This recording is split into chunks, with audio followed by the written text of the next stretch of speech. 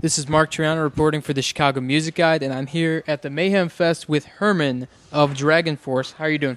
All right, good. Not bad, not bad. You've done just about 25 shows now at the Mayhem Fest, and this is about the tail end of the tour. What are your thoughts on your experience and the bands that you've played with? I think it's been a great tour. It's been a diverse tour, Yeah. which is I think is very important to bring diversity on and different kind of music to people, so they can choose what they like and maybe discover new music, which is a different style and stuff. It's been great, yeah. You toured with bands like Iron Maiden and Halloween relatively early on in your music career.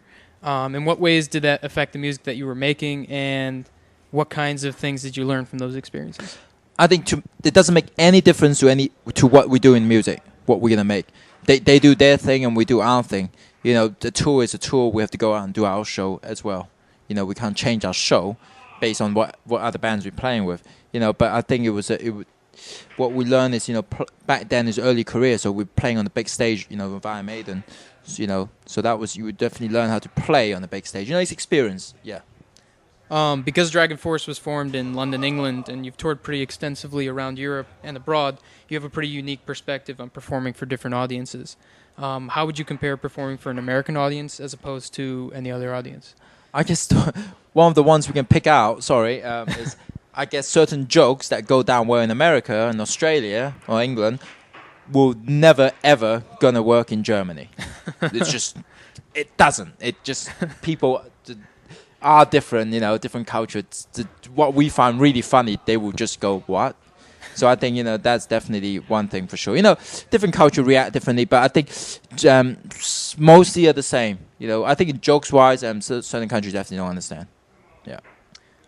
You're currently touring with quite a few artists from your record label, Roadrunner Records, and Slipknot and Machine Head. How much exposure do you usually have with other label mates outside of like festivals like this? Well, since our styles is definitely very different from every other band on Roadrunner, yeah, it really doesn't make any difference. But but to be honest, end of the day, why preach to the converted? Yeah. You gotta play music to people that don't like it or never heard of it, and they can hate it later or they can like it.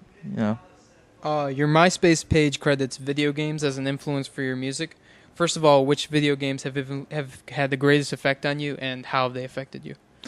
We used to play a lot of video games, Sam and I for sure, and also Fred is easy into like old games. So when you play those games like late 80s, early 90s games, you play it so often that the music sticks in your head. So now it's just slowly popping up in the music songwriting and arrangement of our albums. What do you think of like current video games, or do you have any time to play them these days? I mean, I think that the video games these days are very different, Yeah. Because of production and all this stuff. I mean, I also like the old games. I also like the new games. Music-wise, I prefer the old games than now. Now it's more atmospheric than the tune. Yeah, especially like the evolution of like the Final Fantasy series. Mm-hmm. It's sort of gone downhill in my opinion. The last one I played was number 7, so I haven't played anything beyond 7 on the PlayStation 1 one. Actually, I played on the PC. But anyway. I'm sure you've heard that Through the Fire and Flames is the most difficult Guitar Hero song ever made. How did the developers of the game get in contact with you, and how has your appearance on the game affected your fan base?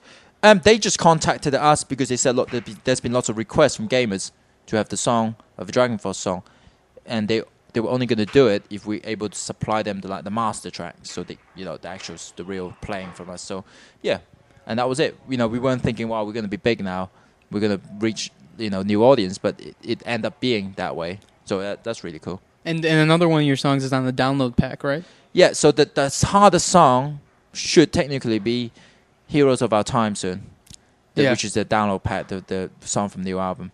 Very cool. You're going to be releasing your 4th full-length album, Ultra Beatdown, later on this month. What else can we expect from DragonForce in coming days?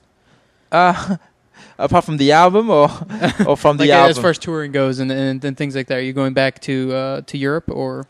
Yeah, we start touring for the new album in England, and then we're going to break out, into all the way, go to Japan, go to Australia, and we'll see what happens. We keep looking at those US dates that could be popping up soon. Yeah. Very cool, very cool. Well, thank you so much for joining me. This has been Mark Triana reporting for the Chicago Music Guide at the Mayhem Fest with Herman of DragonForce. Cool. Thanks. Thanks.